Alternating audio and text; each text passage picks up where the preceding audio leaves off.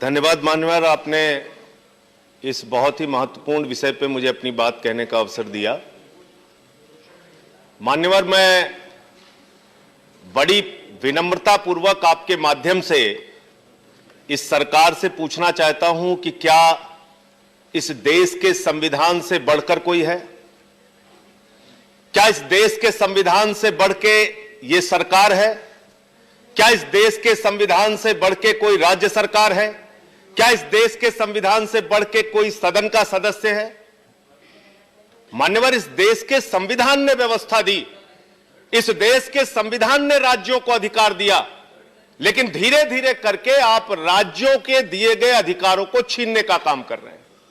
Sale tax राज्य का अधिकार, आप जीएसटी लेके आते हैं। मोटर व्हीकल राज्य का अधिकार, आप मोटर व्हीकल एक्ट लेके आते हैं। कृषि राज्य का अधिकार, आप कृषि काला कानून लेके आते हैं। दिल्ली की विधानसभा, देश के संविधान के तहत बनाई गई विधानसभा, आप विधानसभा की कमेटियों का भी पावर छीन लेते हैं। और इस डैम सेफ्टी बिल में मान्यवर आप वही काम कर रहे हैं। हमारे यहां एक कहावत है, तू कौन मैं खामखा। आपसे किसने कहा कि आप राज्यों की डैम सेफ्टी के अंदर इंटरफेयर कीजिए? किस राज्य ने आपसे अनुरोध किया? तमिलनाडु का विरोध है, केरला का विरोध है, उड़ीसा का विरोध है, कर्नाटक का विरोध है। और साफ तौर से देश के संविधान की धारा 252 कहती है, दो राज्यों के अनुरोध के बगैर आप कोई हस्तक्षेप नहीं कर सकते। बावजूद इसके आप देश के संविधान के विपरीत जाके हर क्षेत्र में अपनी मनमानी और तानाशाही थोपते जा रहे हैं।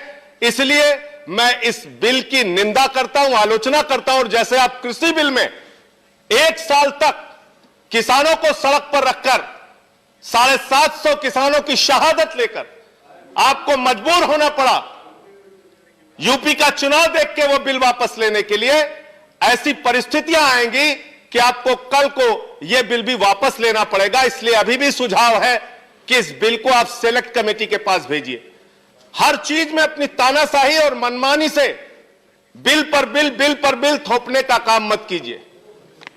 मैं तो उम्मीद कर रहा था कि सेशन में आप एमएसपी की गारंटी का कानून लेके आएंगे, लेकिन आपको हर वो कानून लाना है जिससे राज्यों में झगड़े बढ़े।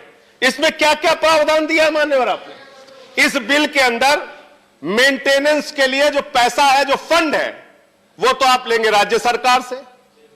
इस बिल में जितनी आपके इंस्ट्रक्शंस होंगे सबको फॉलो करने की जिम्मेदारी तो राज्य की है।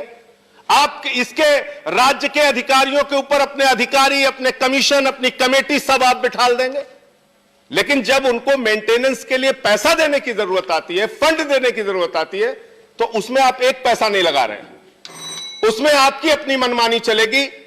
तो मैं ये पूछना चाहता हूं कि किस लिए आप ये बिल लेके आए? जहां पर आपकी राज्य सरकारें होंगी उनका फेवर करने के लिए आप ये बिल लेके आए। दो राज्यों के बीच में पानी का झगड़ा लगवाने के लिए आप ये बिल लेके आए, और भविष्य में राज्यों के बीच में झगड़े करा के अपनी राजनीति साधने के लिए और कुछ चंद पूंजीपतियों को मेंटेनेंस और सेफ्टी के नाम पर बड़ा बड़ा ठेका देने की मंशा से आप ये बिल लेके आए। यही मंशा है धन्यवाद इस बिल के पीछे। मान्यवर, आपने सबको समय दिया, आपको भी मेरी बात तो बस थोड़ी बात पूरी हो जाने दीजिए। मेरे पास और 11 वक्ता है, मैं खत्म कर रहा हूं। और हाँ, खत्म कर रहा हूं। 1 मिनट पे खत्म कीजिए बस। बिजली, सिंचाई, पीने का पानी, सबकी निर्भरता पर आप अपना अधिकार, जो राज्यों के पास अधिकार है, उस पर आप अपना अधिकार जमाना चाहते हैं। और हर चीज में बिजली का उत्पादन होगा, फिर सिंचाई होगा, फिर पीने के पानी का होगा।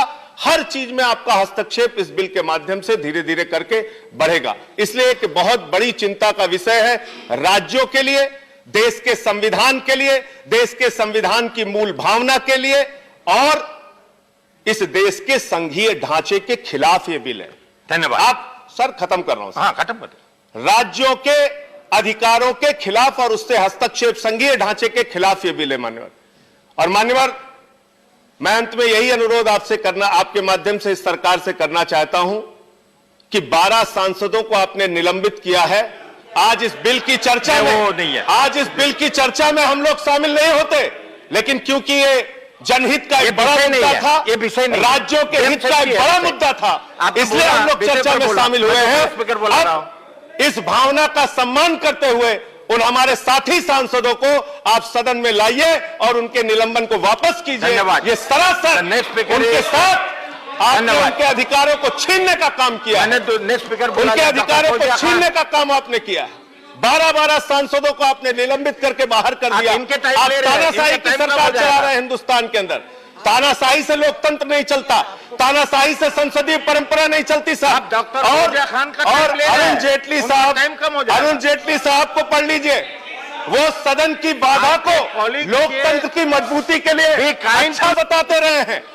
और अटल बिहारी वाजपेयी जी को भी पढ़ लीजिए। 2001 में अंत में कह के खत्म कर रहा हूं point of सर। order बिल्कुल खत्म कर रहा हूं।